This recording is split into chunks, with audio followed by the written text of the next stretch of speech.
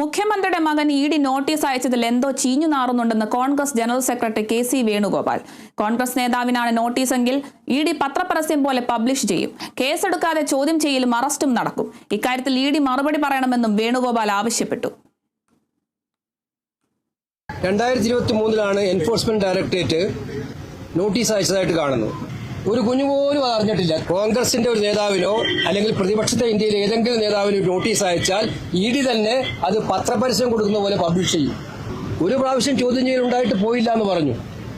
ചില ചോദ്യം ചെയ്യലുണ്ടായോ? ഇതിന് സമാധാനം പറയേണ്ടത് ഇഡിയാണ്. ഇഡി ചെയ്തതുപോലെ തന്നെ ഇത് രഹസ്യമായി വെക്കണമെന്ന് CPM-ന് നിർബന്ധം ഉണ്ടായിരുന്നു.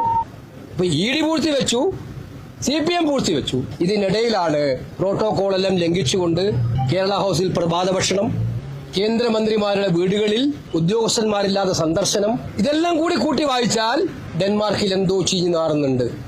ഈ നാറ്റം ആരെങ്കിലും ഉണ്ടാക്കുന്ന നാറ്റമാണെങ്കിൽ ആ നാറ്റം ക്ലിയർ ചെയ്യേണ്ട ഉത്തരവാദിത്തം സാക്ഷാൽ കേരള മുഖ്യമന്ത്രിക്കാണ്.